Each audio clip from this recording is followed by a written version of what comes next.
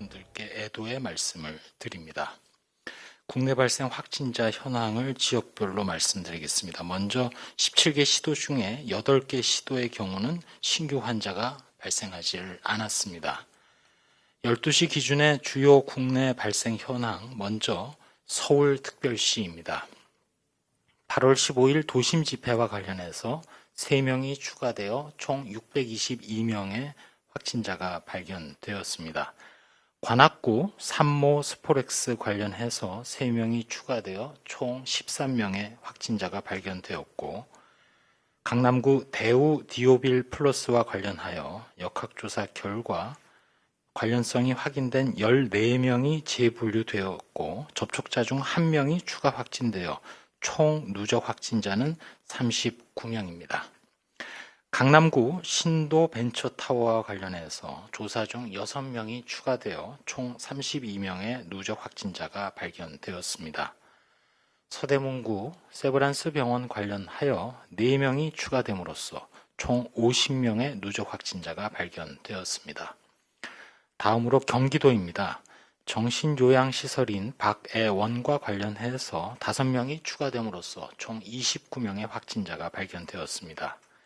부천시 소재한 남부교회와 관련해서 3명이 추가됨으로써 총 20명의 확진자가 발견되었습니다. 다음으로 비수도권으로 부산광역시입니다. 연제구 건강용품설명회와 관련하여 첫 확진자 9월 17일 발생 이후 조사 중 12명이 추가됨으로써 총 누적 확진자는 13명입니다. 부산 동아대학교 관련하여 접촉자 조사 중 1명이 추가 확진됨으로써 총 13명의 확진자를 발견하였습니다. 경북 포항에 소재한 3명 기독병원 관련해서 1명이 추가됨으로써 총 5명의 확진자가 발견되었습니다. 어제 해외 유입 확진자는 10명이고 추정 유입 국가로 볼 때는 미국이 4명으로 가장 많고 이어서 우즈베키스탄, 인도가 각 2명씩입니다. 중앙방역대책본부는 금년 1월부터 최근 9월 20일까지의 각종 감염병 발생 동향을 분석을 하고 있고, 특별히 이 중에서 수두라든지 홍역의 경우 전년 대비해서 수두는 57%, 홍역은 97%가 발생 감소한 것으로 나타났습니다. 이러한 모든 것들은 국민 여러분들의 거리두기, 마스크 착용, 손 위생 등 방역 조치에 적극적으로 임해 주신 덕분이라고 생각합니다. 다음으로 연구, 치료 등과 관련해서는 렘데시비르의 경우 현재 58개 병원에 432명의 환자에게 공급이 되었습니다. 다음으로 생활방역과 관련해서 말씀드리겠습니다. 행정안전부에서 운영 중인 안전신문고와 관련해서 신고된 주요 사례입니다. 최종 조사 확인은 아직 확정되지 않았으나 신고 사례만을 봐도 우선 광역버스 탑승 관련해서 마스크를 착용하지 않은 승객이 버스 내에서 취식까지 했음에도 제재가 되지 않았다는 사례가 신고되었습니다. 또 대학교에서 강의를 하시는 강사진이 마스크를 착용하지 않았다는 그런 우려된 사례에 대한 신고도 있었습니다. 감염 시 중증으로 이어질 가능성이 높은 고령층에 대해서 거듭 부탁드리는 것은 의료기관 및 요양시설과 관련해서 출입자에 관련된 통제를 철저히 해주시고, 또 이러한 의료기관이나 요양시설에 종사하시는 분들의 다중이용시설 방문, 모임 참석을 자제해 주실 것을 부탁드리며, 유증상자가 있을 경우 신속한 검사도 부탁드립니다. 다음 주 추석을 앞두고 이번 명절은 거듭 말씀드립니다만 집에서 쉬면서 보내주실 것을 부탁을 드립니다. 이렇게 함으로써 전국 단위의 이동을 줄이고 나이가 많으신 부모님, 친지 등 코로나19의 고위험군에 해당하시는 분들과의 접촉을 최소화하기 위함입니다. 가급적 온라인 성묘를 적극 활용해 주시고, 아주 부득이한 경우라도 혼잡하지 않은 시간대에 최소 인원이 성묘를 다녀오시되 단시간만 머무는 것을 권장드립니다. 몇 가지 말씀 올리도록 하겠습니다. 오늘 발생 상황을 말씀드렸습니다만 코로나19 국내 발생이 계속해서 감소 추세를 보이고 있습니다.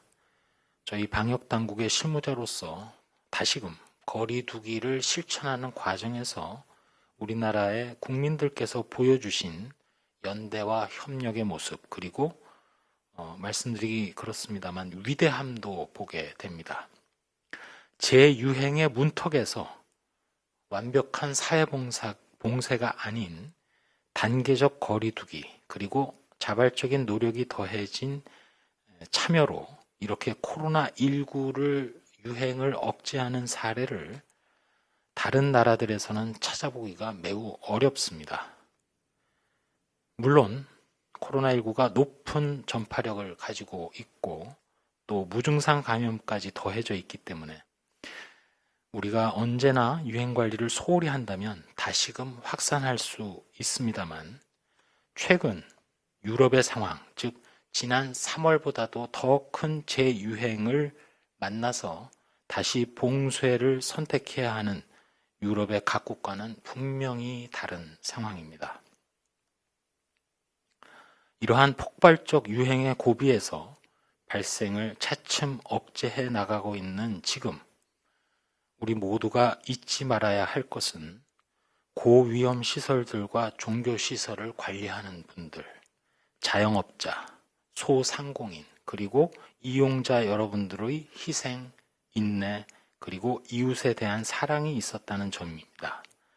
저희 방역 당국도 이에 대해서 깊이 감사드리고 다시 같은 일을 겪지 않도록 방역 관리에 더 노력하겠습니다. 다만 지난주 변화된 전국 2단계 거리두기의 영향이 앞으로 어떻게 반영될지, 또 추석 연휴에 대규모 인구 이동이 생긴다면 감염 전파의 위험도 따라오기 때문에 오늘 보이신 그런 감소세에 방심하면 안 되겠고 계속 주의가 필요합니다. 흔히들 얘기하듯이 산을 내려갈 때 하산길이 더 위험한 셈입니다. 추가로 전문가 검토를 진행하고 있는 재감염 의심 사례의 경우와 관련해서 현재까지는 유전적 변이 자체가 코로나19에 대한 백신이나 또 치료제 개발에 영향을 주는 것은 아니라는 점을 우선 말씀드립니다. 또 한 번 덧붙이자면 치료제나 백신, 마스크 이런 수단들도 사실상 코로나 바이러스와의 대결에서 거리 두기의 한 부분이며 중요한 역할을 합니다. 즉 거리 두기라는 것은 코로나19 바이러스가 지나가는 길을 막거나 끊어버리는 모든 행위나 수단을 포괄합니다. 코로나19에 효과적이고 안전한 백신이 등장하기 전까지는 사람과 사람 간의 물리적인 거리 두기, 또 마스크를 통한 직접 전파 차단이 가장 확실한 대안이고, 코로나19 백신이 개발된 이후에는 인공적으로 거리 두는 효과까지 합쳐져서 물리적인 거리 두기와 인공적 거리 두기의 완전한 거리 두기를 통해서 코로나19 유행을 종식시키게 될 것입니다. 백신이나 효과적인 치료제 개발 전까지는 거리 두기의 생활화로 충분히 코로나19를 억제하고 또 나아가서 치명률을 낮추는 대응이 가능할 것이며 반드시 그렇게 할 수 있다고 생각합니다. 국민 여러분들을 믿고 또 거듭 감사드리며 추석 연휴에도 말씀드린 거리 두기를 염두에 두시고 지내주시기를 바랍니다. 네, 지금부터 기자님들 질문에 답변 드리는 시간 갖겠습니다. 기자단으로부터 받은 첫 번째 질문입니다.